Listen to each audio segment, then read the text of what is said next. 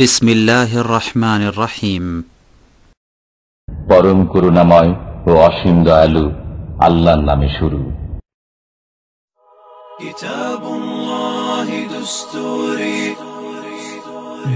كتاب الله دستوري وخير الخلق أسوتنا بسنته انجلى نوري لهدي الحق أرشدنا كتاب الله دستوري وخير الخلق أسوتنا بسنته انجلى نوري لهدي الحق أرشدنا كتاب الله دستوري وخير الخلق أسوتنا بسنته انجلى نوري لهدي الحق أرشدنا لزمت محاضن القرآن فذكر الله يسعدنا عرفنا إخوة الإيمان وللأخيار صحبتنا تميزنا بكل الفن وتجمعنا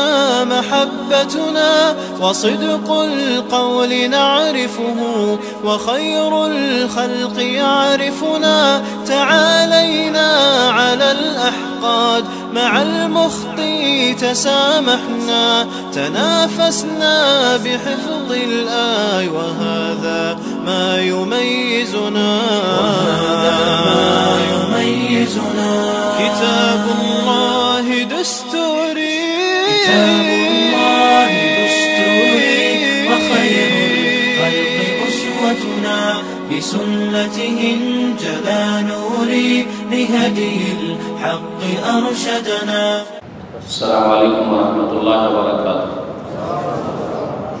إن الحمد لله نحمده ونستعينه ونستغفره ونعوذ بالله من شرور أنفسنا ومن سيئات أعمالنا من يهده الله فلا مضل له ومن يضلل فلا هادي له وأشهد أن لا إله إلا الله وحده لا شريك له وأشهد أن محمدا عبده ورسوله صلى الله تعالى عليه وعلى آله وصحبه وسلم تسليما كثيرا.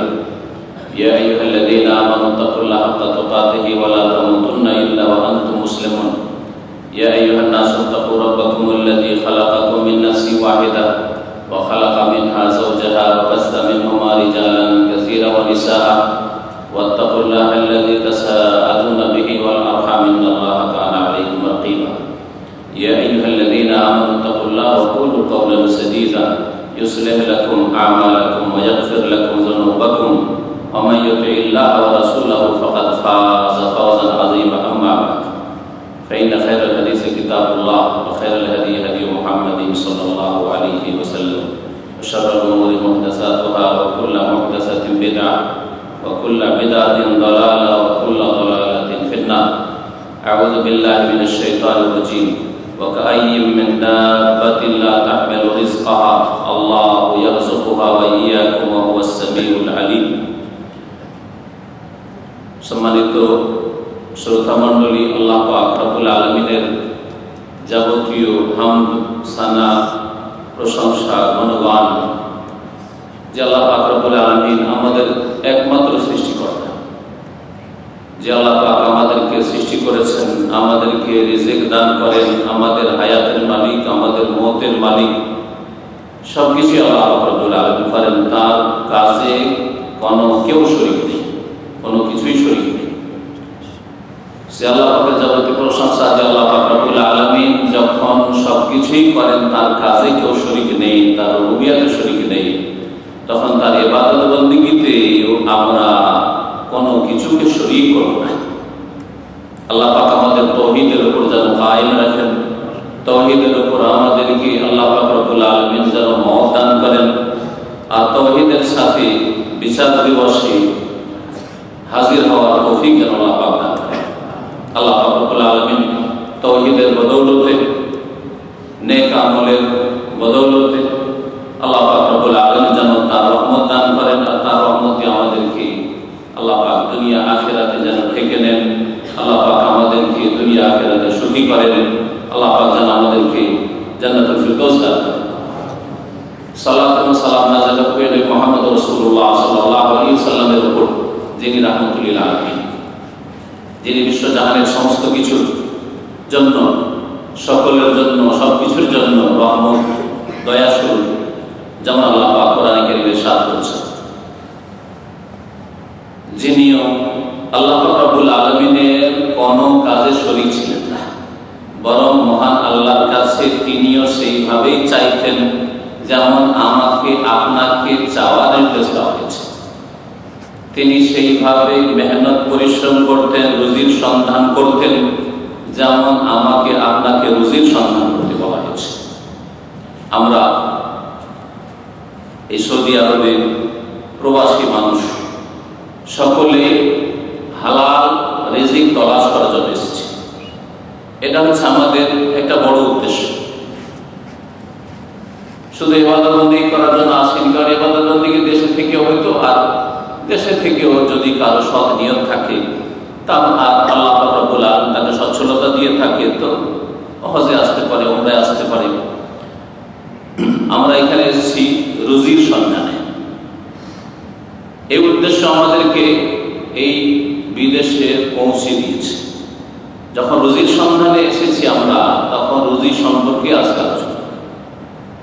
তবে মনে রাখবেন যে নিয়ত গুণে বরকত, ইন্নামাল আমালু বিন্নিয়াহ। নবী করিম সাল্লাল্লাহু আলাইহি ওয়াসাল্লামের প্রসিদ্ধ হাদিস, মানুষের কাজকর্ম, আমল মানে শুধু ধর্মীয় দিনই আমল নয়। আমল মানে শুধু নামাজ, রোজা, হজ, যাকাত আর কয়েকটা ইবাদত বন্দেগী, এগুলির মধ্যে আমল সীমিত নয়। আমল মানে কাজ। এই জন্য লেবারকে আমিল বলা হয়। লেবারকে কি বলে? আপনি যদি লেবার পেশার লোক হন, তো আপনার একামতে কি লেখা আছে? আমিল লেখা আছে। হ্যাঁ, তো ইন্নামাল আমালু বিন্নিয়াহ, সমস্ত আমল, সমস্ত কাজ, দুনিয়ার কাজ, দিনের কাজ, রুজি তলাশের কাজ, দেশের কাজ, বিদেশের কাজ, ব্যক্তি জীবনের কাজ, পারিবারিক জীবনের কাজ, সামাজিক কাজ, রাষ্ট্রনীতির কাজ, সমস্ত রকমের কাজ, অর্থনীতির কাজ, সবগুলি কাজ নির্ভর করে মানুষের নিয়তের উপর, মানুষের অন্তরের সংকল্পের উপর, অন্তরের ইচ্ছার উপর। আপনার অন্তর যদি ভালো থাকে, আপনার নিয়ত, অন্তরের সংকল্প যদি সুন্দর হয়, তো কাজও সুন্দর হয়, কাজের ফলাফলও সুন্দর হয়। আর অন্তরে যদি আপনার পাপ ভরা থাকে, অন্তর যদি পাপিষ্ঠ হয়, অন্তরে অসৎ নিয়ত থাকে, অসৎ উদ্দেশ্য থাকে, তাহলে সেই কাজও ভালো হয় না, আর কাজের ফলাফল খুব খারাপ হয়, পরিণাম খারাপ হয়। ইন্নামাল আমালু বিন্নিয়াহ। তো আমরা যে রুজি রিজিকের জন্য এসেছি, যদি আমাদের সৎ নিয়ত থাকে, তাহলে এর ফলাফল মানে রুজি পাওয়া, এবং এই রুজির সফরে এসে সাকসেস হওয়া, কামিয়াব হওয়া, এই যে রেজাল্ট, এই রেজাল্ট আমাদের ভালো হবে। সুতরাং আমাদেরকে এই যে বিদেশে পৌঁছেছি, এখানে আমাদের নিয়তটাকে ভালো করতে হবে, নিয়তটাকে ভালো করতে হবে। আল্লাহ পাক রব্বুল আলামিন আমাকে আপনাকে, অন্য দেশে তো রুজি রিজিক ভাগ বন্টন করে দিতে পারতেন, যেমন অনেক লোককে কাউকে সিঙ্গাপুর পাঠিয়েছেন, যে যা তোর রিজিক আছে সিঙ্গাপুরে, কাউকে মালয়েশিয়া পাঠিয়েছেন, কাউকে থাইল্যান্ড পাঠিয়েছেন, কাউকে পশ্চিমে পাঠিয়েছেন, পূর্বে পাঠিয়েছেন, কেউ দুবাই আছে, কেউ বাহরাইন আছে, কেউ কুয়েতে আছে। কিন্তু আপনি আমি আলহামদুলিল্লাহ, সোমা আলহামদুলিল্লাহ, বারবার আলহামদুলিল্লাহ, আল্লাহ রাব্বুল আলামিন হারমাইন শরীফের ভূমিতে, আল্লাহ পাক মক্কাতুল মুকাররমা আর মদিনা মুনাওয়ারার দেশে, রাসূলুল্লাহ সাল্লাল্লাহু আলাইহি সাল্লামের দেশে আল্লাহ পাক আমাদেরকে রিজিক দান করেছেন, যেখানে হালাল রিজিকের রাস্তা প্রশস্ত, হারাম রিজিকের রাস্তা সংকুচিত। ভালো করে এই কথা শুনে রাখেন। সৌদি আরবে কেউ যদি হালাল রিজিক করতে চান, বৈধ রিজিক হাসিল করতে চান, তাহলে ইসলামিক আইন কানুন যেহেতু আছে, সেজন্য তার জন্য অনেক রাস্তা প্রশস্ত, বড় স্বাধীনতা রয়েছে। কিন্তু হারাম উপায়ে যদি রিজিক সন্ধান করতে চান, মদ দিয়ে, জুয়া দিয়ে, নারী ব্যবসা দিয়ে, ফিল্ম দিয়ে, বেঈমানি করে, আত্মসাৎ করে, 2 নম্বরি করে, জালিয়াতি করে, জালে কামা, জাল পাসপোর্ট, জাল কাগজপত্র ইত্যাদি মেলা হারাম রিজিক আছে। এসব রাস্তা সৌদি আরবে কিন্তু সংকুচিত, রাস্তা সংকীর্ণ। পক্ষান্তরে অন্য দেশে চলে যান, নিজের দেশের কথা বলেন আপনি, অন্য দেশের কথা বলেন, সেখানে হারামের রাস্তা প্রশস্ত। হারাম উপায়ে রুজি হাসিল করা খুব সহজ, আর হালাল উপায়ে যদি রুজি করতে যান, তাহলে রাস্তা আপনার সামনে সংকীর্ণ হয়ে আসবে। যেখানে যাবেন ঘুষ না দিলে কোনো কাজ হবে না, ঘুষ না দিলে দোকান চালাতে পারবে না, ঘুষ না দিলে লাইসেন্স হবে না, ঘুষ না দিলে পাসপোর্ট পাবেন না, ঘুষ না দিলে এই পাবেন না সেই পাবেন না। ঠিক কিনা? ঠিক বলছে না ভুল বলছি? দেশের অবস্থা ভালো, যেখানে যাবেন সেখানে ঘুষ, চাঁদাবাজি আর বেঈমানি। জি হ্যাঁ, আপনি চাঁদা দেবেন না, রাস্তায় চলতে দেবেন না, চাঁদা দেবেন না, গাড়ি নামাইতে দেবেন আর রাস্তায়। হ্যাঁ, এক এক দল, রাজনৈতিক দলের চাঁদা আলাদা, আর সন্ত্রাসীদের চাঁদা আলাদা, বেঈমানদের চাঁদা, মস্তানদের চাঁদা আলাদা, চাঁদা আর শেষ নেই। সুবহানাল্লাহ। যারা রক্ষক তারাই ভক্ষক, কিন্তু আলহামদুলিল্লাহ এখানে যারা রক্ষক তারা রক্ষা করার জন্য, সুরক্ষার জন্য মরুভূমিতে বসে আছে। আপনি এখান থেকে মক্কা মদিনা চলে যান, রাত্রে 2টা 3টায় যান, তারপর রাস্তায় আপনি আমনুত্তরক, এটা বাইরে আমনুত্তরক পাবেন। রাস্তার সুরক্ষার জন্য সুরক্ষা বল জি আছে, যাতে করে আপনার বিপদ আপদে না আসে, বা বিপদ আপদ আসলে দুর্ঘটনা আল্লাহ না করে কিছু হলে যাতে করে আপনার হেল্প করতে পারে ইত্যাদি। তো আলহামদুলিল্লাহ আল্লাহ পাক আমাদেরকে এই দেশে রিজিক দান করেছে। রিজিক মানে ভাগ। আল্লাহ পাক আমাদেরকে রিজিকের ভাগটা এই দেশে দিয়েছে। রিজিক সম্পর্কে আলোচনা করব। এই ক্ষেত্রে আমি বলবো যে রিজিক মানুষ হাসিল করার দুটি রাস্তা রয়েছে, দুটোই রাস্তা বা দুটোই পন্থা অবলম্বন করতে হবে। একটা হচ্ছে পার্থিব পন্থা, আর একটা হচ্ছে শরীয়তি পন্থা, দুনিয়াবি উপায়। দুনিয়ার কিছু উপায় রয়েছে। আপনি ব্যবসা ভালো বুঝেন, হ্যাঁ, আমি বিদ্যা বুদ্ধি ভালো বুঝি, হ্যাঁ, কেউ চাকরি ভালো করতে পারে, কেউ হাতের কাজ টেকনিক্যাল কাজ ভালো করতে পারে। যে লোকটা ব্যবসা বুঝে সে টেকনিক্যাল কিছুই বুঝে না। তো এক একজনের এক একটা ফিল্ড আছে। যাকে আল্লাহ যেই শক্তি দিয়েছেন, যে আল্লাহ প্রদত্ত ক্ষমতা দিয়েছেন, সেই ক্ষমতার প্রয়োগ করে হালাল রিজিক সন্ধান করবে, যার জন্য যেটা সহজ হয়ে উঠছে। এটা হচ্ছে দুনিয়াবি উপায়, পার্থিব আপনার উপায় উপকরণ, এর মাধ্যমে আপনি রুজি তলাশ করছেন।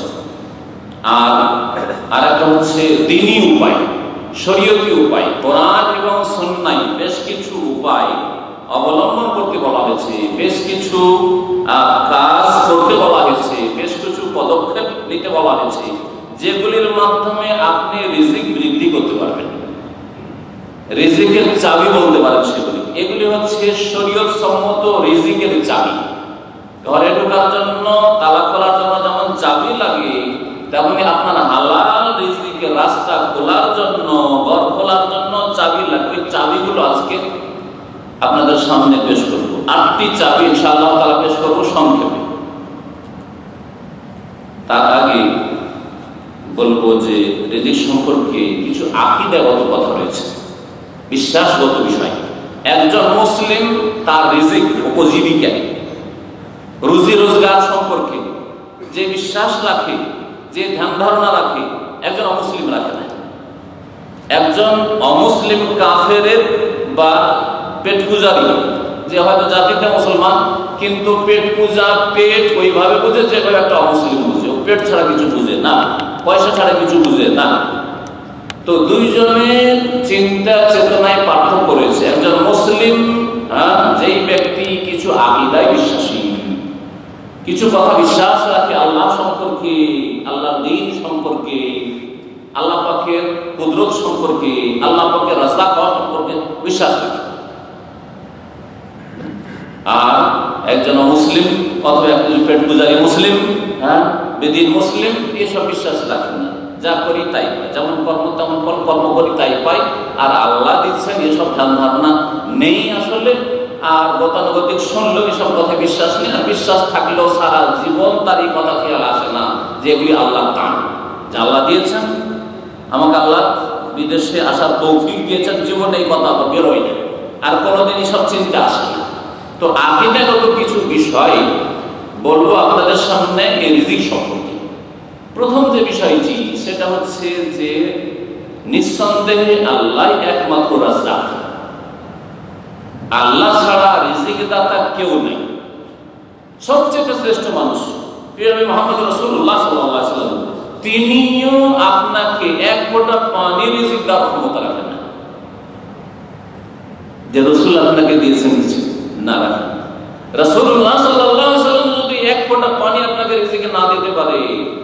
পয়সা দেওয়ার ক্ষমতা তার হাতে না থাকে, তাহলে আবু বকর কি করে দিতে পারেন?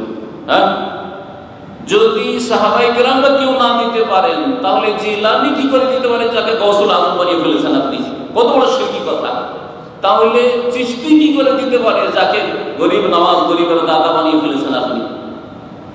এই আকীদা একজন মুসলিমের সবসময় হবে যে আমার রিজিক একমাত্র কে দেন? আল্লাহ। আল্লাহ। যদি রাসূলুল্লাহ না দিতে পারেন, যদি সাহাবী না দিতে পারেন, যদি চার ইমাম আবু হানিফা, শাফি, মালিক, আহমদ না দিতে পারেন, মুহাদ্দিসিন ইমাম বুখারীর মতো ইমাম যদি না দিতে পারেন, যদি জিলানী চিশতি কেউ না দিতে পারে, তাহলে কফিল কি করে দিতে পারে? যে কফিলের হাতে রিজিক আপনার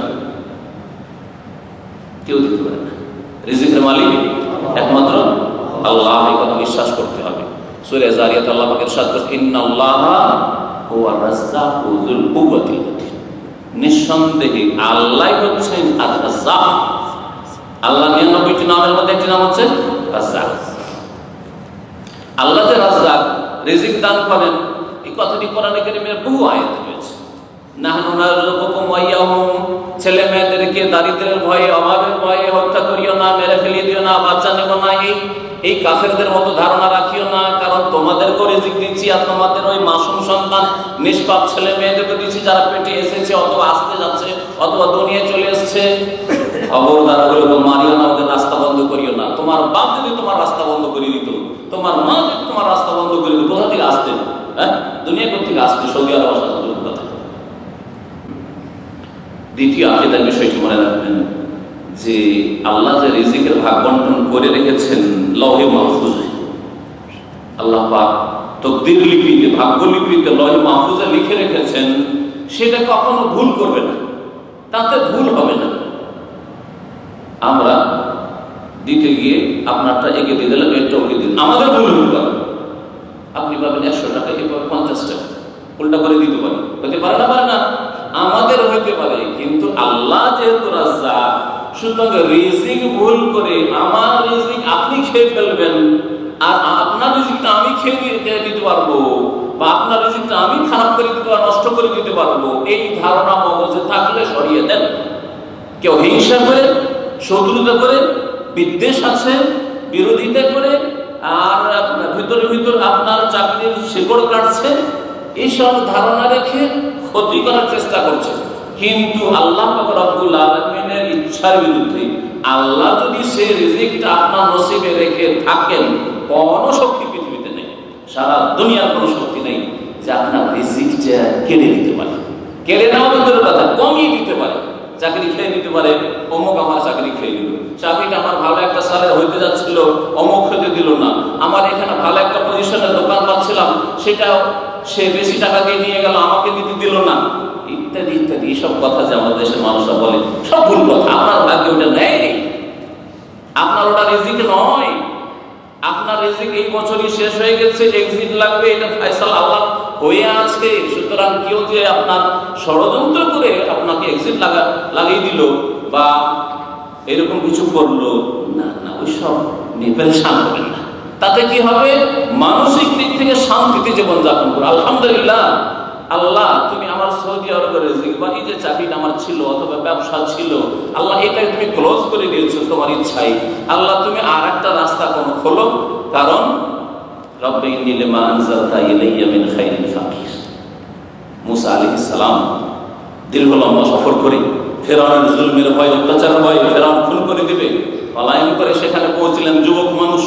আর গিয়ে সেখানে মেহনতের কাজও করে দিলেন, কূপ থেকে পানি উঠিয়ে দিলেন বালতি দিয়ে। তারপরে কার কাছে ভিক্ষা করলেন না, এমনকি পারিশ্রমিকও চাইলেন না, কিছু চাইলেন না।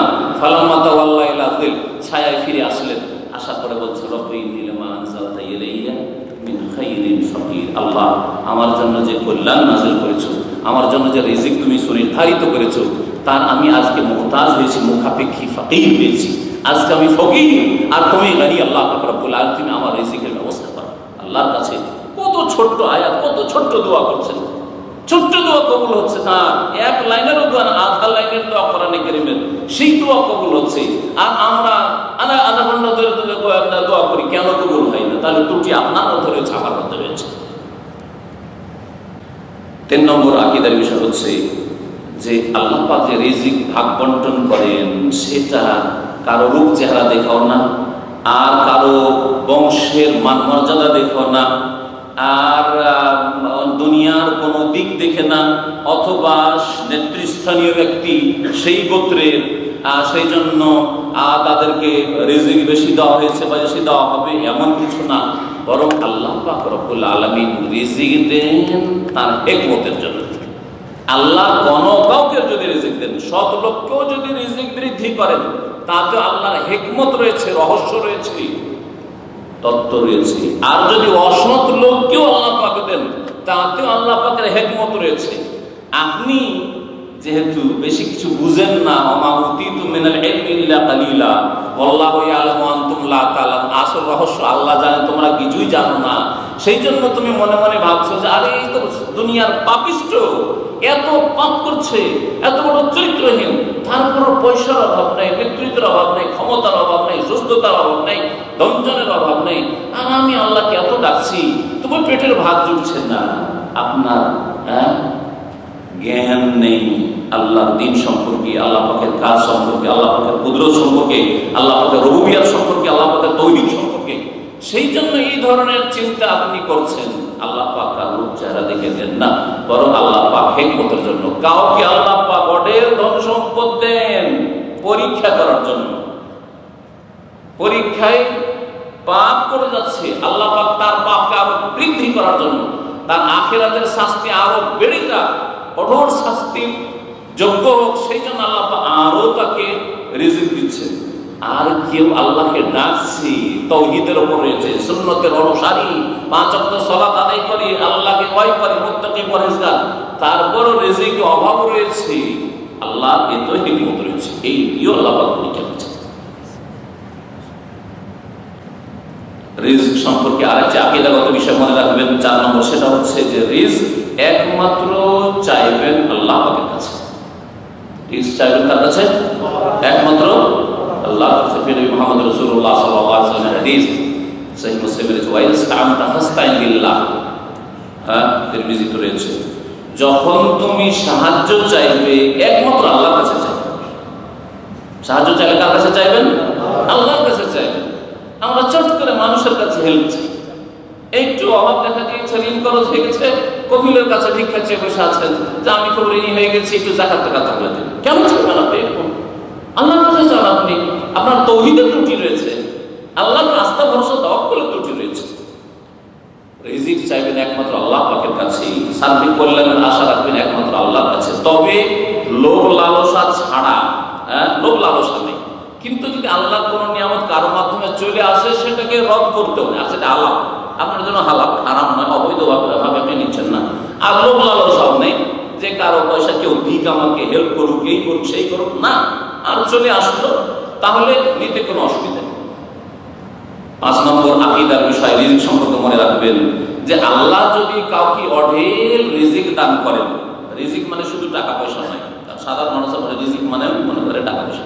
রিজিক মানে আপনাকে যা দেওয়া আছে সবটা রিজিক। সুস্থতা রিজিক, সুস্থতা রিজিক, ব্রেন বুদ্ধি, বিচক্ষণ, মাশাআল্লাহ আপনার ছেলেমেয়েরা সবাই লেখাপড়ায় ভালো, গরিব মানুষ আপনি, কিন্তু লেখাপড়ায় সবাই ভালো, সবাই মাশাআল্লাহ হাফেজে কোরআন, আলেমে দ্বীন, রিজিক সবচেয়ে সুন্দর রিজিক বলা। রিজিক মানে আপনার ভাগে যা এসেছে, এইরকমই আপনার যে কোনো কিছু হতে পারে আপনার সাথে, আপনার মান সম্মান রিজিক, আপনার আমল রিজিক, আপনার সততা, ইমানদারি, পরেজগার, তাকওয়া, এটা আপনার ভাগ্য। আপনার কেউ কেউ নিতে পারবেন আপনার তাকওয়া, আপনার পরেজগার, আপনার ঈমান, আপনার তাওহীদ, আপনার সুন্নাত। আপনার পাশে বাস করে তাওহীদের দেশে এসে শিরক বিদআত ছাড়তে চাইলেন, আর আলহামদুলিল্লাহ ওর চাইতে অনেক কম শিক্ষিত আপনি, সে হচ্ছে শিক্ষিত, আপনি অশিক্ষিত, তারপরে অল্পতেই আপনি তাওহীদ বুঝতে পেরেছেন, সুন্নাত বুঝতে পেরেছেন। এটা আল্লাহ রিজিক, সহজে আল্লাহ আপনার কাছে পৌঁছে দিয়েছেন, আপনার মগজে আল্লাহ পৌঁছে দিয়েছে। আল্লাহ পাকের রিজিক আল্লাহ পাক যদি কাউকে দেন, কাউকে আল্লাহ পাক বৈজ্ঞানিক করে দিলেন, কাউকে আল্লাহ পাক রব্বুল আলামিন ছেলে দিলেন, মেয়ে দিলেন, সবগুলি সব ডাক্তার, সবগুলি ইঞ্জিনিয়ার, সবগুলি খুব ব্রেনি, অথবা সুস্থ, সকলে সুস্থ, কোনো বাড়িতে বিপদ আপদ নাই, রোগ নাই, মানসিকতা নাই, ধন সম্পদের অভাব নাই, ইত্যাদি। আকীদার বিষয় হচ্ছে যে কাউকে যদি আল্লাহ অঢেল রিজিক দান করেন, এটা প্রমাণ করে না যে আল্লাহ ওই লোককে ভালোবাসে আর আল্লাহ ওর উপরে রাজি আছে। হতে পারে যে ফেরাউনের মতো আল্লাহ সবচেয়ে বেশি ঘৃণা করে ওকে, তারপরে ওকে বড় নেতৃত্ব দেওয়া হয়েছে, আর বড় মান সম্মান দেওয়া হয়েছে, বড় ক্ষমতা দেওয়া হয়েছে, অনেক ধন সম্পদ দেওয়া হয়েছে, আর বিদ্যা বুদ্ধি দেওয়া হয়েছে, অনেক কিছু দেওয়া হয়েছে। তো কেউ যদি দুনিয়া রিজিক বেশি পেয়ে যায় সেই জন্য আপনি ধোঁকা খেয়ে যাবেন, এটা কখনো ধোঁকা খাবেন না। আপনার আকীদা যদি ঠিক থাকে, আল্লাহ ভালোবাসেন এর প্রমাণ এই নয় যে দুনিয়াতে খুব সুখ দিয়েছেন আর দুঃখ পড়েছে আপনার দুনিয়াতে সেজন্য আল্লাহ আপনাকে ভালোবাসেন না, এই ধারণা কোনো মুসলিম রাখবে না, কোনো মুসলিম রাখবে না। কারণ কি সবচেয়ে বেশি ধন দেওয়া হয়েছিল, ঠিক কিনা? ধনের রিজিক সবচেয়ে বেশি কারণকে দেওয়া হয়েছে, কিন্তু কারণকে আল্লাহ ভালোবাসতেন না মূসাকে ভালোবাসতেন? বলেন। ফেরাউনকে সবচেয়ে বড় নেতৃত্ব দেওয়া হয়েছিল সেই যুগে, আল্লাহ ফেরাউনকে ভালোবাসেন না মূসাকে ভালোবাসেন? হ্যাঁ, নমরুদকে আল্লাহ ভালোবাসেন না ইব্রাহিম আলাইহিস সালামকে ভালোবাসেন? ইব্রাহিম কি খলিফা রাসূলুল্লাহ হয়েছিলেন? নমরুদ রাষ্ট্রনেতা ছিল। তাহলে জরুরি নয় যে যার কাছে ক্ষমতা রয়েছে, যার কাছে পয়সা রয়েছে, যার কাছে ধন রয়েছে, যে দেশ বিদেশ সারা পৃথিবী ঘুরতে পারে সেই হচ্ছে, যার ভক্ত বেশি রয়েছে, যার পিছনে লোক রয়েছে সে হচ্ছে ভাগ্যবান না, কখনো ভাগ্যবান না। আর তাকে আল্লাহ ভালোবাসে এরকম হতে পারে আল্লাহর কাছে সে অভিশপ্ত মাকরুহ মালাউন হতে পারে। আর একটি কথা আকীদাগত 6 নম্বর বলে শেষ করবে এই বিষয়টি, সেটা হচ্ছে যে আল্লাহ যদি কাউকে রিজিক দেন, রিজিক দেওয়ার সাথে সাথে আল্লাহ পাকের কোরআনের শিক্ষা হচ্ছে যে রিজিক যখন আমি দিয়েছি, আমি দিলাম, অথচ আমার কোনো স্বার্থ নেই। হ্যাঁ, বিনা স্বার্থে একমাত্র আল্লাহই দেন, ঠিক কিনা?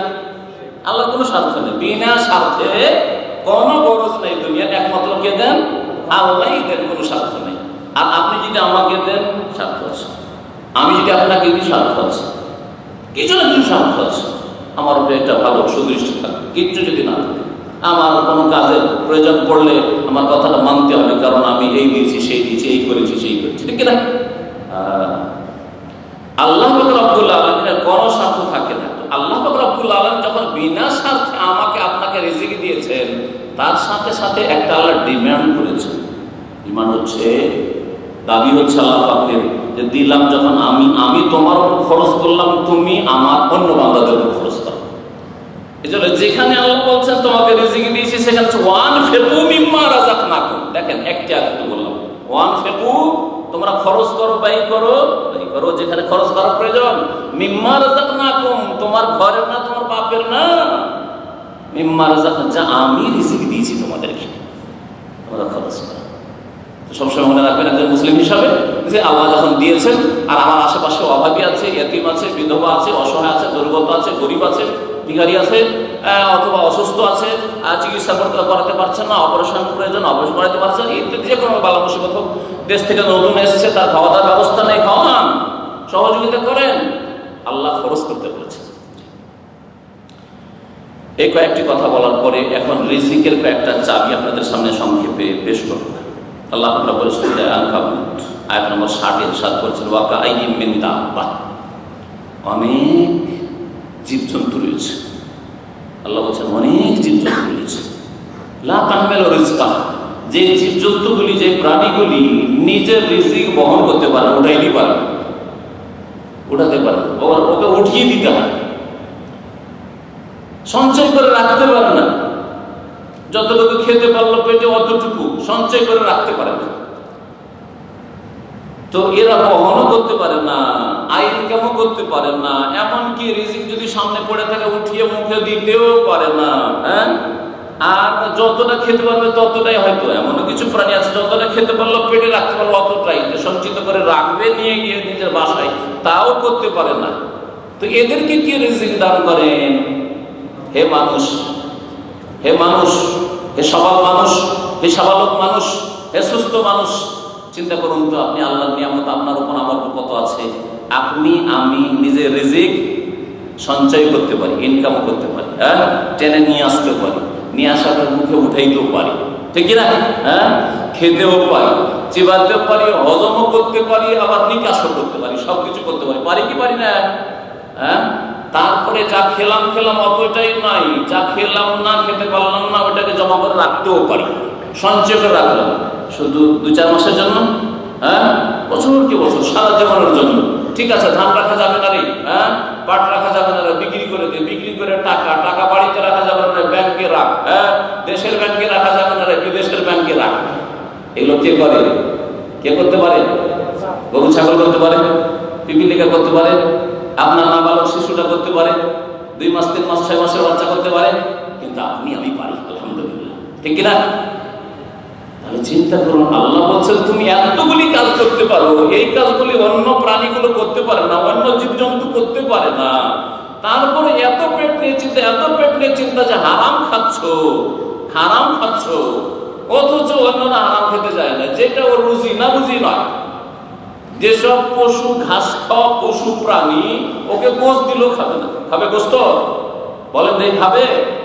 মাছ দিলে খাবে? আচ্ছা, যেসব পশু প্রাণীর খাদ্য হচ্ছে মাছ আর গোস্ত, ওকে সবজি দিলে খাবে না, ওটা আমার না। আর মানুষ যা দিলেন তাই, সুদের টাকা দেন, ঘুষের টাকা দেন, বেইমানি করা দেন, চুরি করা হোক, নারী ব্যবসা হোক, আর যে কোনো ভাবে পয়সা আসলেই হইল, ঠিক কিনা? চিন্তা করুন তাহলে কোথায় নেমেছে মানুষ। আল্লাহ পাক তাই বলছেন, এই শ্রেণীর লোকেরাই তো উলাইকা কাল আনাম, চতুষ্পদ জন্তুর মতো। বরং চতুষ্পদ জন্তু ভালো, ওরা নিজের চারাটাই খাবে, নিজের আহারটা খাবে, অন্যেরটা খাবে না। অন্যান্য পশু যেগুলো খায়, ওর জন্য আল্লাহ পাক ওটা নির্ধারণ করা, ওগুলো খাবে না।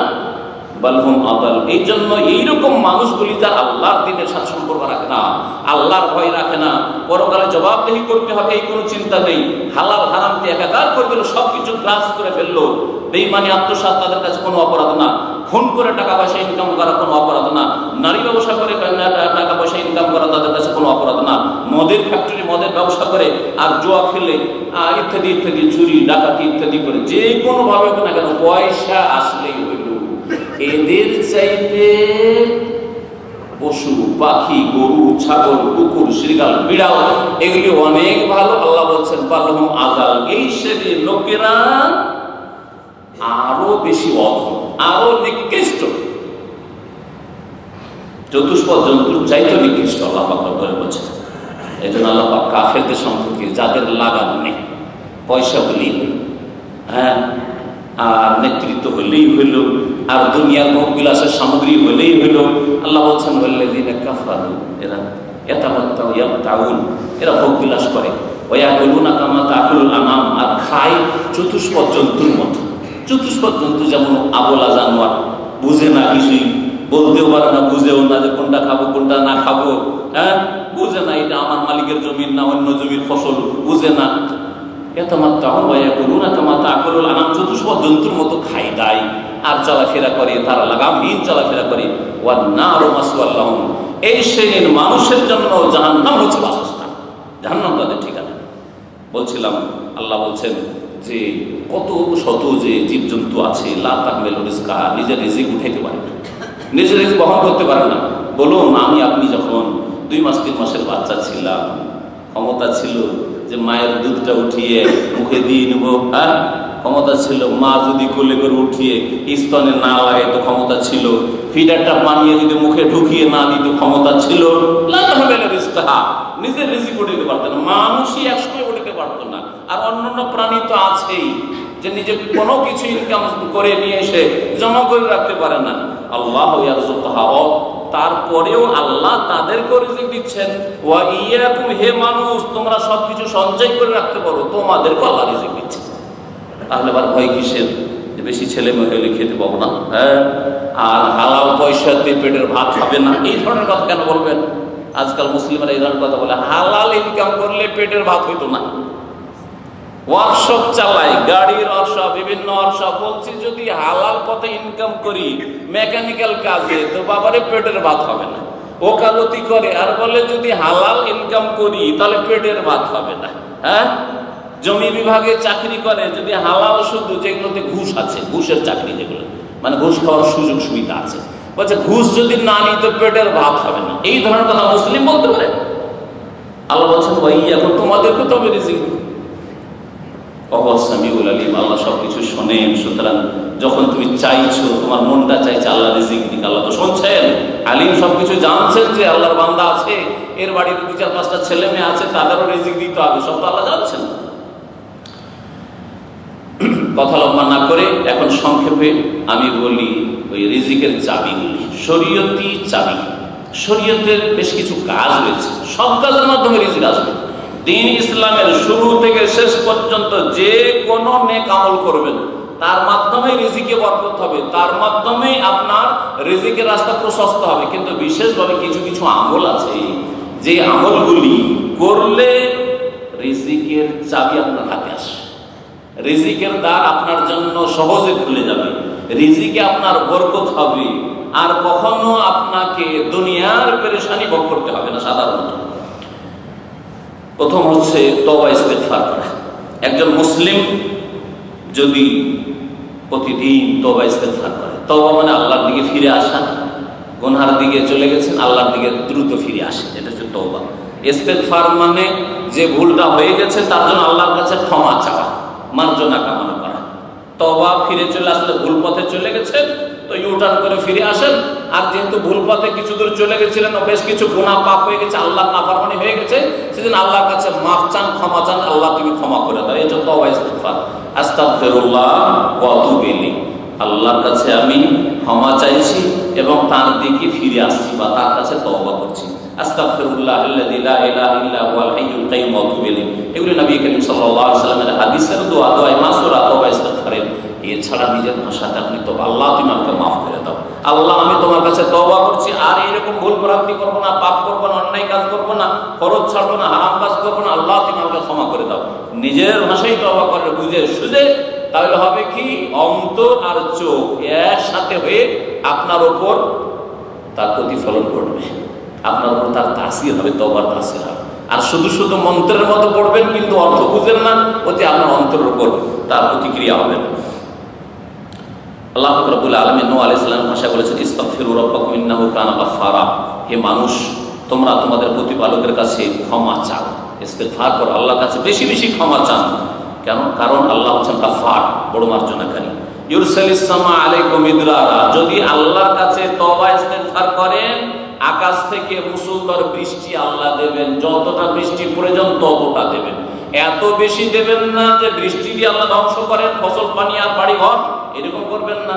আর এত অভাব থাকবে না বৃষ্টিতে যে যার ফলে ফসলই জন্মাচ্ছে না, দেশে দুর্ভিক্ষ নেমে এসছে, সেটাও হবে না। ইউরসালিস সামা আলাইকুম মিদরারা ওয়া ইউমদিদকুম বিআমওয়ালিন ওয়া বানিন, আল্লাহ তোমাদের সাহায্য করবেন ধন সম্পদ দিয়ে আর সন্তান দিয়ে, ছেলে মেয়ে দিয়ে। আল্লাহ পাক রব্বুল ধন সম্পদ দেবেন, আর মানুষ ছেলেটাকে বেশি আগ্রহী, সেজন্য ছেলের কথা বিশেষ করে উল্লেখ করেছেন। কিন্তু আল্লাহ পাক রব্বুল আলামিন কখনো কখনো ছেলের চাইতে বেশি মেয়েকে বরকত রেখেছেন। আর এটা পরীক্ষিত জিনিস, অনেকের মেয়ে আছে শুধু মেয়ে, আর আপনার শুধু ছেলে আছে, আপনার চাইতে অনেক ভাগ্যবান হবেন যার শুধু মেয়ে আছে।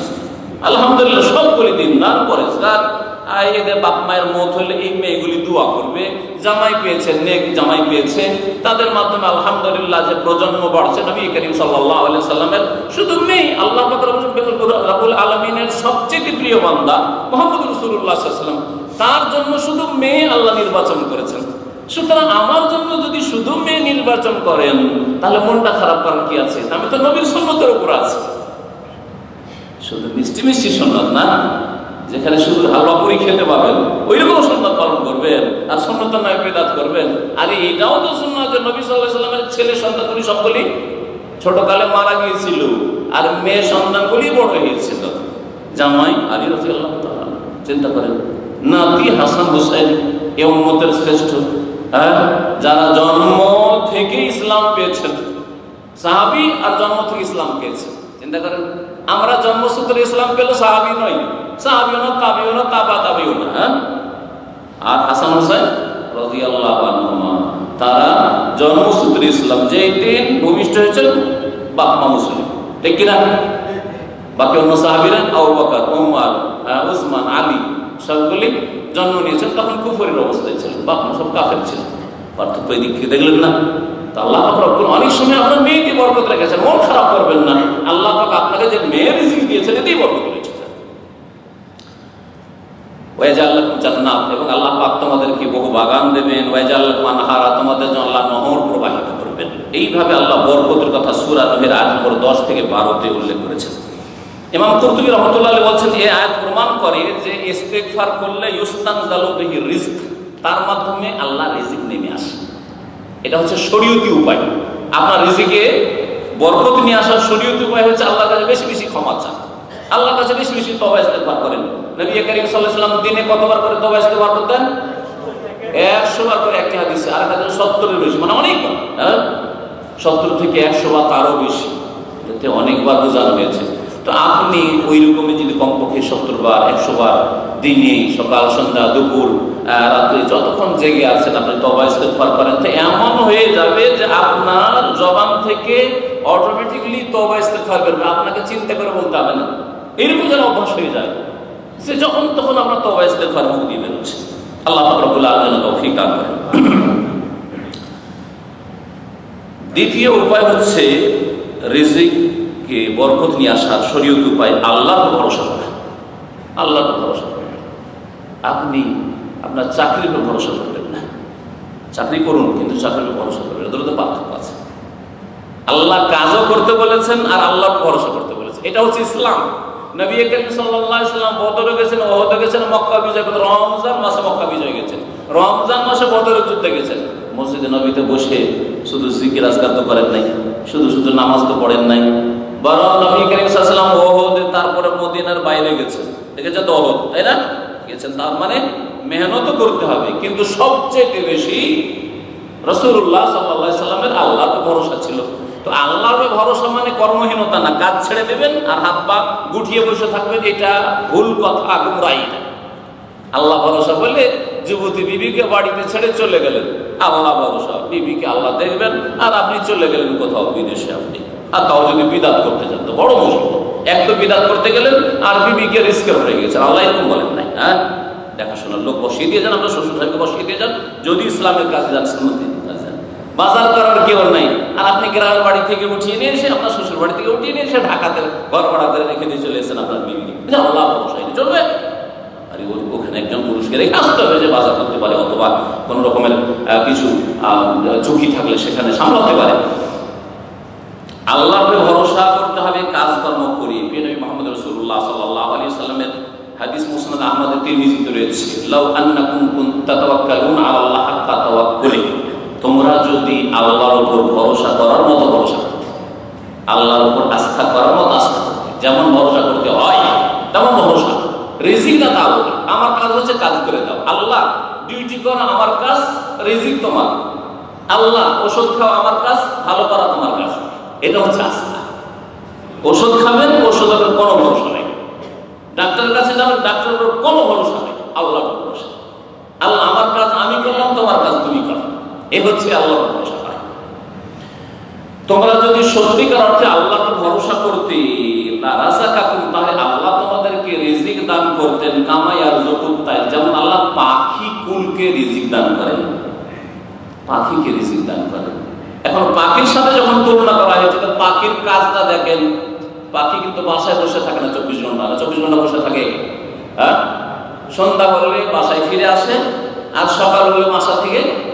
দিনে পাখিকে সাধারণত পাবেন না, সকালবেলা তো পাবেন না।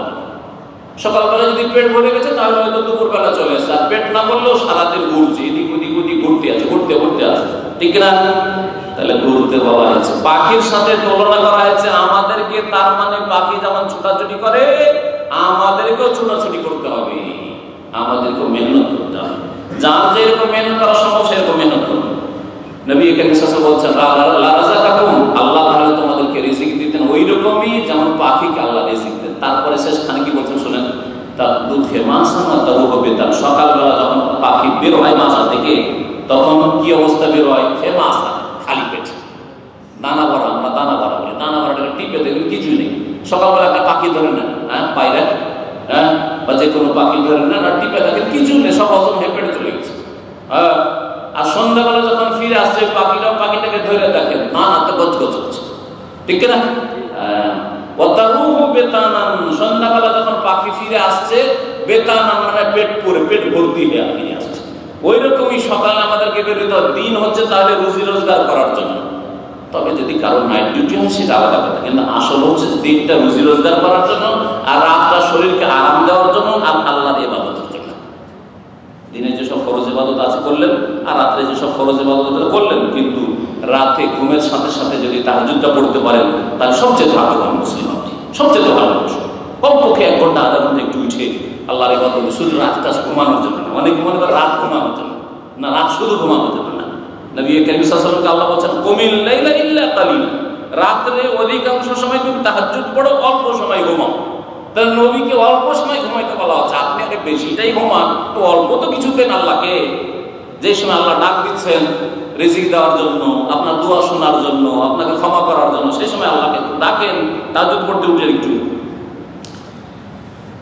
আল্লাহ পাক রব্বুল আলামিন সূরা তালাকের আয়াত নম্বর 3 ইরশাদ করেছেন, ওয়া মান ইয়াতাওয়াক্কাল আলাল্লাহি ফাহুয়া হাসবুহু, আল্লাহর উপর যারা ভরসা রাখে তাদের জন্য আল্লাহ হাসবুহু। হাসবুহু মানে যথেষ্ট, আল্লাহ যথেষ্ট। আরে আমাদেরকে যদি কফিল বস বলে দেয় আমি তোমার জন্য যথেষ্ট, তুমি চিন্তা করিও না, তাহলে আমাদের খুশির শেষ নাই।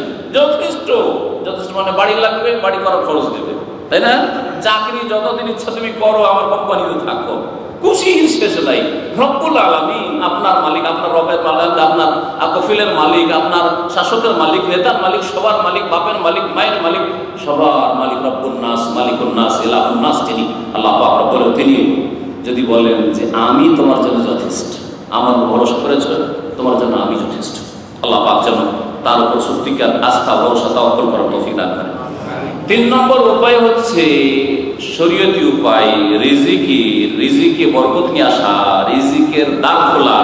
তা হচ্ছে অবসর সময় থেকে আল্লাহর ইবাদত বন্দেগীতে লাগাবেন, আল্লাহর ইবাদত বন্দেগীতে মনোযোগী হবেন, আল্লাহর ইবাদত বন্দেগীতে মনোযোগী হবেন। ফরজ নামাজ যখন যখন আল্লাহ ফরজ করেন তখন আদায় করবেন, কিন্তু যখন অবসর টাইম, সেই টাইমটাকে ফালতু কাজে না লাগিয়ে আর অপচয় না করে, আর সময় নষ্ট না করে, পাপের কাজে না লাগিয়ে, বা এমনি বৈধ কাজ, ঘোরাফেরা, সমুদ্র বীচ গেলেন, এই গেলেন, বাজার গেলেন, এই গেলেন, সেই গেলেন, ওই সব না করে, দোস্ত বন্ধুদের কাছে সময় কাটিয়ে দিলেন, গল্প গুজব করে, সব না করে আল্লাহ পাকের ইবাদতের জন্য অবসর হবেন।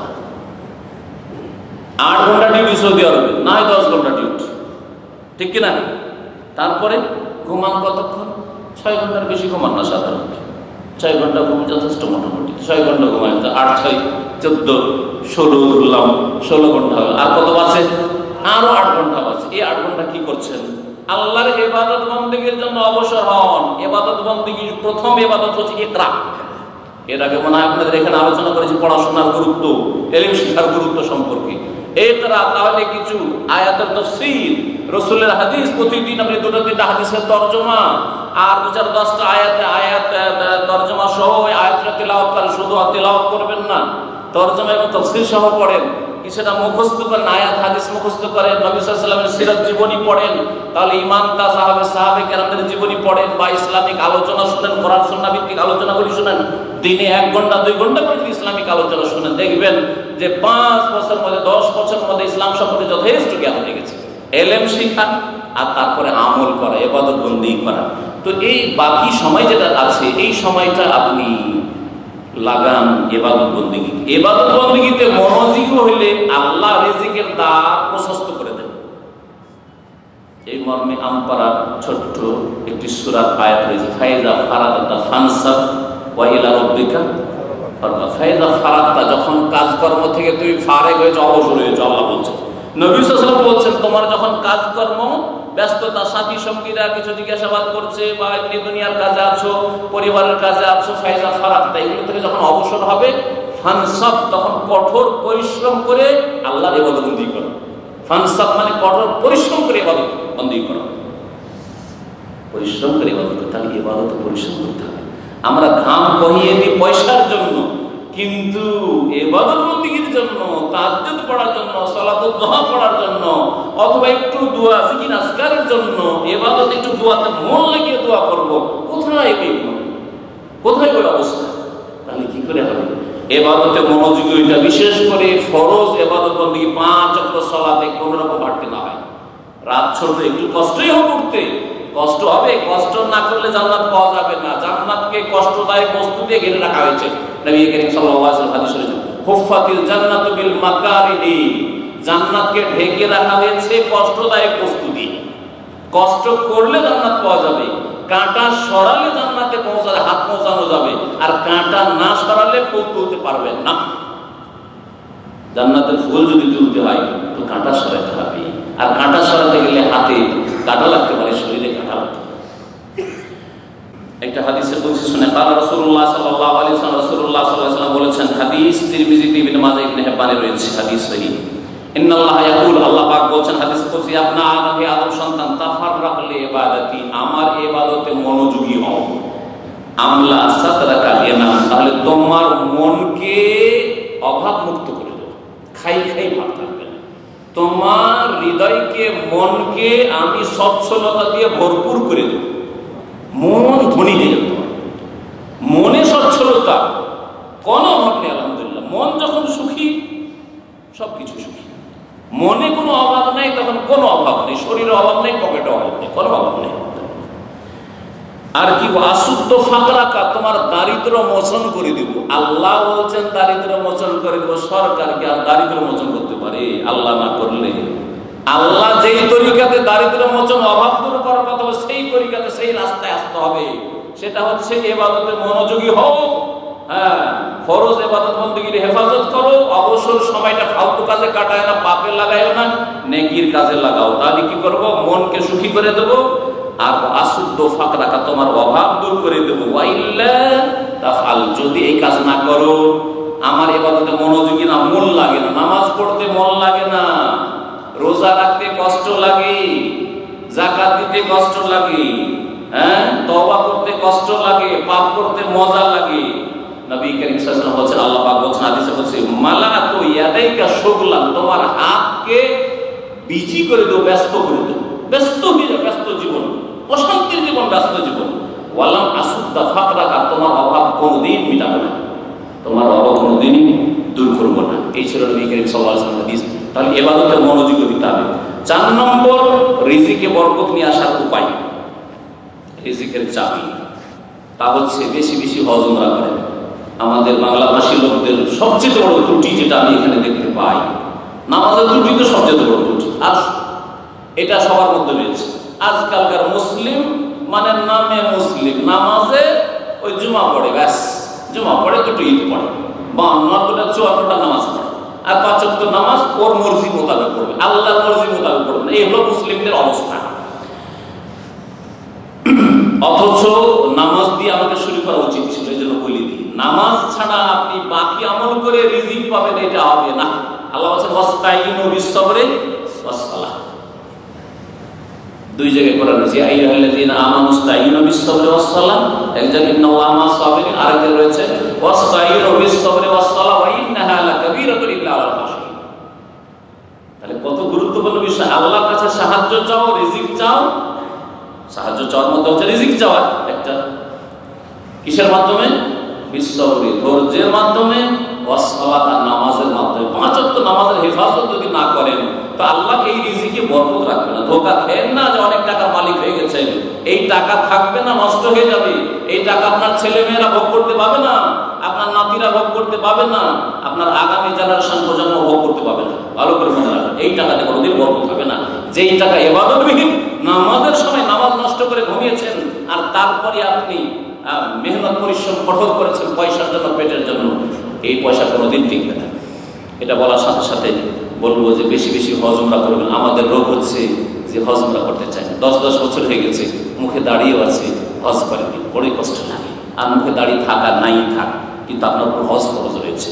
তারপরে উমরাও যদি করে 2 বছর, 3 বছর, 4 বছর পর একটা উমরা, 2, 3, 4 বছর পর একটা উমরা। আর উমরা করে নিলে আর এক অজ্ঞতা আছে।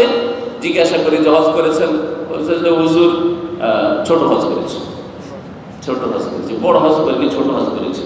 তো প্রথম দিকে আমি আশ্চর্য হই, বড় হজ আর ছোট হজ কোরআন হাদিসে পাইনি, এরা কোত্থেকে নিয়ে আসলো। তো জিজ্ঞেস করতাম যে ছোট হজ আবার কি গো, ছোট হজ আবার কি? বলছে যে উমরা করেছি, ওইটা ছোট হজ। এটা আমাদের দেশি কথা, এটা কোরআন হাদিসে করতে হবে যে ছোট হজ। আল হাজ্জুল আসগার, আল হাজ্জুল আসগার এই শব্দটি এখন পর্যন্ত কোথাও পাইনি আমি। যে ছোট হজ হচ্ছে উমরা, কোথাও পাওয়া যায় এটা। তো কথা হচ্ছে যে হজ আল্লাহ ফরজ করেছেন, আর সৌদি আরবে যারা প্রবাসী তাদের অধিকাংশ লোকের উপর হজ ফরজ হয়ে গেছে। সুতরাং আপনি অব্যাহতি পাবেন, আল্লাহ মাফ করবেন না এই হজ ছেড়ে গেলে। হজ করেন, আর বেশি বেশি যদি হজ উমরা করতে পারেন, বছরে 2-3 উমরা করেন, ছুটি পেলে আল্লাহ পাক বরকত দেবেন, রিজিকের দ্বার খুলে যাবে। নবী মুহাম্মদ রাসূলুল্লাহ সাল্লাল্লাহু আলাইহি ওয়াসাল্লাম হাদিস আব্দুল্লাহ বিন আব্বাস রাদিয়াল্লাহু তাআলা আনহু থেকে নাসাইতে রয়েছে, قال رسول الله صلى الله عليه وسلم তাবিউ বাইনাল হজ ওয়াল উমরা, তোমরা বেশি বেশি হজ উমরা করো, বেশি বেশি হজ উমরা করো। এতে কি হবে? ফাইন্নাহুমা ইয়ানফিয়ানিল ফাকরা ওয়াজ যুনুব, এতে অভাব দূর হবে আর গুনাহ দূর হবে। অভাব দূর হলে দুনিয়ার অভাব মিটে যাবে, ফাকর অভাব দারিদ্র মোচন হবে, দারিদ্র দূর হয়ে গেছে, পয়সার কোনো টেনশন নেই, বাড়ির কোনো টেনশন নেই, ছেলে মেয়েকে কি করে মানুষ করবো, কি খেতে দেবো, কি চিকিৎসা দেবো, এই টেনশন নাই, এই টেনশন দূর হয়ে গেছে। আর গুনাহও দূর হয়ে গেছে, গুনাহ দূর হয়ে গেছে, আখিরাতের কোনো টেনশন নেই, আল্লাহ নাজাত দেবেন তার রহমতে। দুটো ফায়দা, হজ উমরা করলে দুনিয়ারও ফায়দা, আখিরাতের ফায়দা। এই জন্য যারা হজ করে, যারা উমরা করে ঘন ঘন, ওদের পয়সা কমে না, আরো বাড়ে, বাড়ে। উত্তম বিকল্প আল্লাহ পাক রব্বুল আলামিন দেন। যেমন কি হয়, কামায়ান ফিল কিরো খাবাসাল হাদিদ, যেমন হাফরে কামার শালা, কামারের এতে গেছেন ছোটবেলায়, আমরাও গেছি, হ্যাঁ, কামার শালাতে যেমন ওই আপনার চাষিরা নিয়ে যায়, হ্যাঁ, অস্ত্র নিয়ে যান, অথবা ওই যে লাঙ্গলের আমরা ফাল বলি, কি বলেন বলে আপনারা, হ্যাঁ, ফাল বলে বুঝেন, যে ফালটাকে পুড়েতে যায়, ফাল পুড়েতে, হ্যাঁ, পুড়িয়ে লাল করলেন, তারপরে যত ময়লা ছিল, মরিচা ছিল, সব ছুটে গেল। ওই রকমই আপনার অভাব দূরে হয়ে যাবে, আপনার গুনাহ দূরে হয়ে যাবে। 5 নম্বর উপায় হচ্ছে, বা নামাজটাকে ধরে নিলে 6 নম্বর উপায়, সেটা হচ্ছে আত্মীয়দের সাথে ভালো ব্যবহার করবেন, আত্মীয়দের সাথে সুসম্পর্ক রাখবেন। আর সবচেয়ে ঘনিষ্ঠ আত্মীয় আপনার বাপ মা, বাপ মায়ের সাথে ভালো ব্যবহার করবেন, হ্যাঁ। তারপরে আপনার অধীন আছে স্ত্রী, ছেলে মেয়ে, তাদের সাথে ভালো ব্যবহার করবেন, তাদের যতটা খরচ লাগে বহন করবেন। তারপরে তখন এখন ভাইয়েরা আসে, ভাইয়েরা হইলো, বোনেরা হইলো, ভাই বোন যখন হইলো তখন চাচারা আছে, চাচাতো ভাইয়েরা আছে, মামা আছে, তারপরে দাদা দাদি আছে, নানা নানি আছে ইত্যাদি। এই হচ্ছে আত্মীয়। আত্মীয় মানুষের হচ্ছে রাহিমের সম্পর্ক, যার সাথে মায়ের বংশ আর বাপের বংশ, বাপের বংশে যারা রয়েছে যত কাছের লোক হবে তত তাদের হক বেশি। এদের সাথে সম্পর্ক ভালো রাখলে খোঁজ খবর নেবেন, ওদের অভাব থাকলে অভাব দূর করবেন, পরামর্শ চাইলে ভালো পরামর্শ দেবেন, শত্রুতা করবেন না, সম্পর্ক ছিন্ন করবেন না, কষ্ট দেবেন না কথা কাজের মাধ্যমে ইত্যাদি। এর মাধ্যমে রিজিকের দ্বার প্রশস্ত হবে। নবী মুহাম্মদ রাসূলুল্লাহ সাল্লাল্লাহু আলাইহি ওয়াসাল্লামের এই মর্মে কয়েকটি হাদিস রয়েছে, একটা করে হাদিস শোনাই।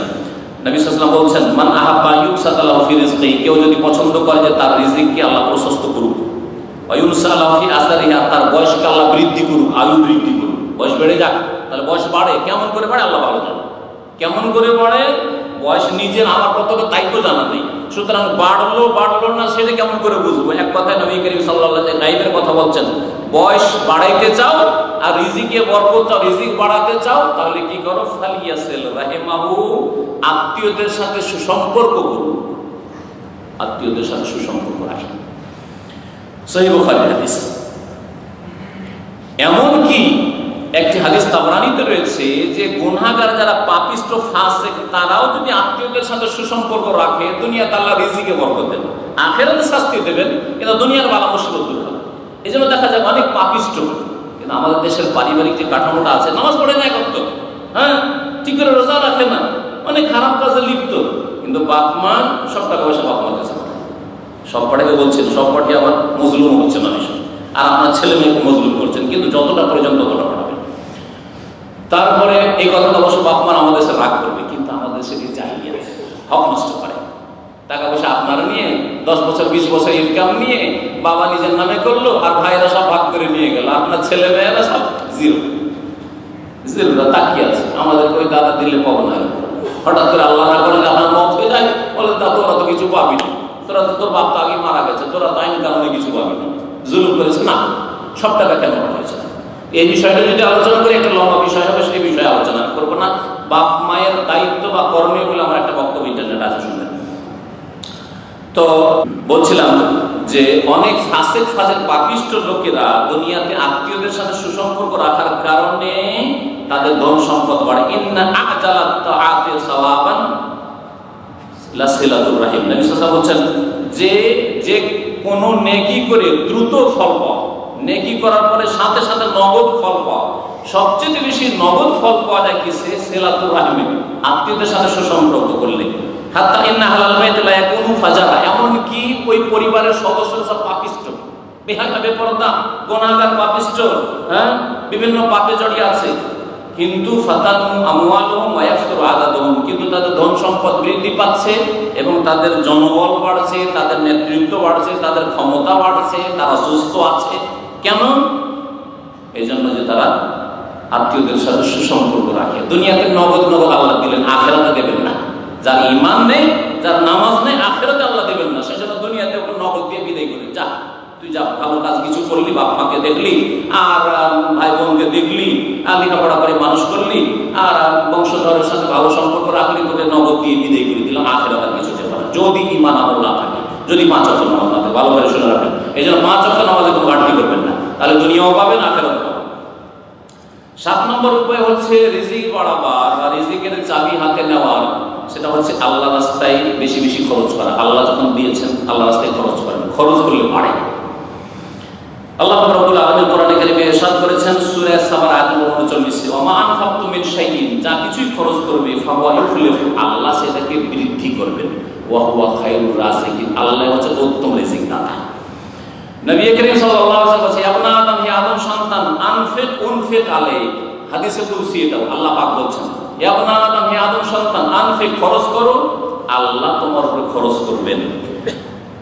এই হাদিস সহিহ মুসলিমের হাদিস। সুতরাং বেশি বেশি দান খায়রাত করবেন, আত্মীয় স্বজনদেরকে দেখবেন, গরিব দুঃখীকে দেখবেন, ইয়াতিমকে মানুষ করবেন, ইয়াতিমের যত্ন নেবেন, বিধবার খোঁজ করবেন। আপনার গ্রামে বিধবা আছে, আত্মীয় হোক আর না হোক, ওর ভরণ পোষণের দায়িত্ব নিয়ে নেন। ইয়াতিম ছেলেরা আছে, কারো মেয়েরা আছে, তাদের ভরণ পোষণের দায়িত্ব আমি মানুষ করে দেবো। অমুকের ছেলে মেয়েকে আমি মানুষ করে দেবো, বাপ মারা গেছে, অভাবী, মানুষ করে দেন। আল্লাহ পাক আপনার উপর খরচ করবেন, আপনার পরিবার উপর খরচ করবেন, আপনার ছেলে মেয়ের উপর খরচ করবেন। 8 নম্বরের উপায় হচ্ছে দুর্বল অভাবীদের সাহায্য করা। দুর্বল অভাবীদের পাশে যদি দাঁড়ান, তাদের যদি সহযোগিতা করেন, তো নবী করিম সাল্লাল্লাহু আলাইহি সাল্লামকে হাসরের মাঠে সাথে পাবেন, জান্নাতের সাথে পাবেন, আর দুনিয়াতে বরকত হবে। ভালো করে মনে রাখেন, গরিব, দুঃখী, দুর্বল, অভাবী। দুর্বল কারা? ইতিমরা সমাজে অভাবী, দুর্বল। দুর্বল কারা? বিধবারা দুর্বল। দুর্বল কারা? বৃদ্ধরা দুর্বল, শিশুরা দুর্বল। এইরকমই গরিব দুঃখী যারা সমাজে, তারপরে হয়তো আপনার গ্রামে এমন লোক আছে যার বংশ বলি কেউ নেই এখানে, আর বড় বংশের লোক আপনারা, ওকে সবাই চাপছে, কারণ ওর তো কেউ নেই। এই হচ্ছে দুর্বল। দুর্বলদের পাশে যারা দাঁড়াবে, আল্লাহ পাক রব্বুল আলামিন তাকে নবী করিম সাল্লাল্লাহু আলাইহি ওয়াসাল্লামের সাথে রাখবেন, নবী সাল্লাল্লাহু আলাইহি ওয়াসাল্লামের সাথে দিতে পারবে। এই মর্মে হাদিস শোনাই, সহিহ বুখারী হাদিস। আর সাহায্য হবে, দুনিয়াতেও সাহায্য হবে। নবী করিম সাল্লাল্লাহু আলাইহি ওয়াসাল্লাম একটি হাদিস, হালতুন সারুনা ওয়া তুরজাকুনা ইল্লা বিদুআফাইকুম, তোমাদের সাহায্য হয় আর তোমাদেরকে রিজিক দেওয়া হয়, রিজিকে বরকত দেওয়া হয় তোমাদের দুর্বলদের কারণে। দুর্বলদের সাহায্য করো, আল্লাহ তোমাদের সাহায্য করবেন, আল্লাহ মদদ করবেন, আল্লাহ তোমাদের রিজিকে বরকত দান করবেন। প্রিয় মুহাম্মদ রাসূলুল্লাহ সাল্লাল্লাহু আলাইহি ওয়াসাল্লাম আর একটা হাদিস নাসাই, আবু দাউদে রয়েছে, তিরমিজিতে রয়েছে, আবুনি ফি দুআফাইকুম, আমাকে তোমরা তলাশ করিও দুর্বলদের মাঝে। হাসরের মাঠে, বিচার দিবসে, জান্নাতে আমাকে তলাশ করিও দুর্বলদের মাঝে। প্রিয় নবী সাল্লাল্লাহু আলাইহি ওয়াসাল্লাম বলেছেন, চিন্তা করুন কথাটি কত মূল্যবান কথা। নবীকে কোথায় খুঁজে পাবেন? দুনিয়ার নেতারা, বড় বড় নেতারা ছিল আর বড় পুঁজিপতিরা ছিল, ওখানে ভিআইপিরা ছিল দুনিয়াতে, ওদের কাছে খুঁজে পাবেন না, ওদের সাথে খুঁজে পাবেন, ওদের মজলিসে খুঁজে পাবেন না। কোথায় খুঁজে পাবেন? ইয়াতীম যারা ছিল দুনিয়াতে, বিধবা যারা ছিল, গরিব দরিদ্র ছিল, অসহায় ছিল, মজলুম, তাকে চেপে রাখা হয়েছিল, জুলম অত্যাচার করা হয়েছিল, পারিবারিকভাবে, সামাজিকভাবে, রাষ্ট্রীয়ভাবে বিভিন্নভাবে জুলম অত্যাচার হয়েছিল, ওদের সাথে রাসূলুল্লাহ সাল্লাল্লাহু আলাইহি ওয়াসাল্লামকে তলাশ করতে বলছেন। নবী সাল্লাল্লাহু আলাইহি ওয়াসাল্লাম খুদ বলছেন নিজেই, আবগুনি ফি দুআফাইকুম, আমাকে তলাশ করিও তোমাদের দুর্বলদের মাঝে।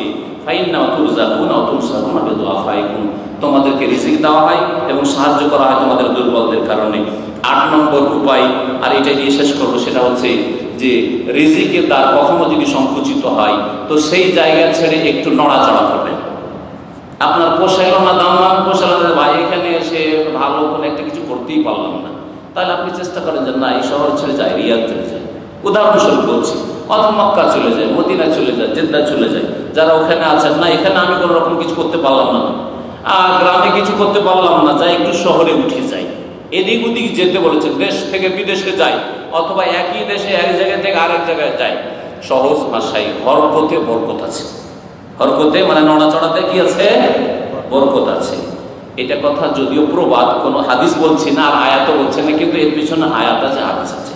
আল্লাহ পাক সূরা নিসার আয়াত নম্বর 100 তে ইরশাদ করেছেন, ওমাই ইউহাজির ফি সাবিলিল্লাহ, যারা আল্লাহর রাস্তায় হিজরত করবে, বিশেষ করে আল্লাহ সন্তুষ্টির জন্য, ঈমান বাঁচাবার জন্য, তাওহীদের সুরক্ষার জন্য, সুন্নাত মোতাবেক জীবন যাপনের জন্য, আপনার গ্রামে শিরক বিদআত করাইবে, আপনাকে মাজার পূজা করাইবে, মিলাদে লাগাইবে, মেলা বিদাতে বাধ্য করবে, সহিহ নামাজ পড়তে দিবে না, আল্লাহর সন্তুষ্টির জন্য হিজরত করছেন আপনি। অথবা কোনো জায়গাতে দেখছেন যে এখানে ছেলে মেয়ে মানুষ করা যাবে না, পরিবেশ খুব খারাপ, আশেপাশের লোকেরা খুব খারাপ, আশেপাশের যুবকরা খুব খারাপ, ওখান থেকে হিজরত করেন। এখানে কোনো শিক্ষা প্রতিষ্ঠান নেই, ইসলামিক প্রতিষ্ঠান নেই, হিজরত করেন। আল্লাহ পাক বলছেন ফি সাবিলিল্লাহ, এটাকে ওমাই ইউহাজির ফি সাবিলিল্লাহ, আল্লাহর রাস্তায় যারা হিজরত করবে, ইয়াজিদ ফিল আরদি মুরাগামান কাসীরা ওয়া সাআ, তাহলে জমিনে প্রশস্ত, মুরাগামান কাসীরা প্রশস্ত আশ্রয়স্থল পাবে। মুরাগামান মানে আশ্রয়স্থল, প্রশস্ত আশ্রয়স্থল পাবে, ওয়াসা এবং প্রাচুর্য পাবে, রিজিকের প্রাচুর্য পাবে, রিজিকের অভাব পাবে না। আপনারা এখানে দেখলে যে পোষাইল না, দেশেই কিছু করে খাবো, দেশে করতে পারবেন, অর্কতে বরকত আছে, হয়তো সেখানে বরকত আছে না, এখানে হলো না সেখানে যাই, দেশে হলো না বিদেশে যাই, চাকরিতে হলো না ব্যবসা করি, ব্যবসায় লাগলাম সেখানে মার খেয়ে গেলাম, এখন একটা চাকরি ধরি, বলেছে হরকত। জায়গা তো হরকত করা, এক জায়গাতে আরেক জায়গায় যাওয়া, আর কাজে হরকত করা, এক কাজ ছেড়ে দিয়ে আর এক কাজে যাওয়া, এই কাজে আমি পোষাইতে পারলাম না তো আর এক কাজে যাই। আল্লাহ পাক রব্বুল আলামিন এইভাবে রিজিকের দ্বারকে প্রশস্ত করার জন্য হেদায়েতনামা দান করেছেন, দিক নির্দেশনা দিয়েছেন। কথা যদিও লম্বা হইল, কিন্তু আমি মনে করি যে আল্লাহ পাক রব্বুল আলামিন এই কথাগুলি দিয়ে আমাকে উপকৃত করবেন। যেসব ভাইরা এখানে আছেন বা শুনছেন, তাদেরকে আল্লাহ পাক উপকৃত করবেন। আল্লাহ পাক আপনাদের সকলকে নেক আমলে তৌফিক দান করেন, নেক হায়াত দান করেন, শান্তির জীবন দান করেন।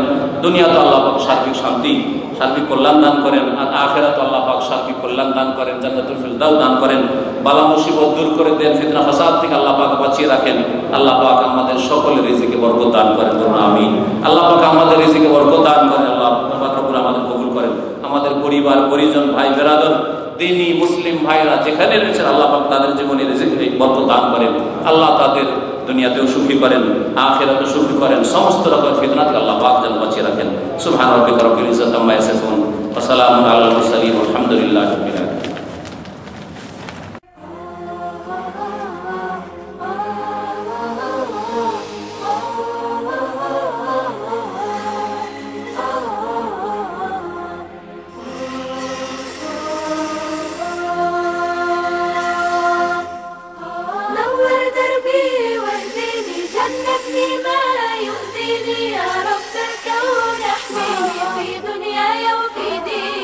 نور دربي واهديني، جنبني ما يؤذيني.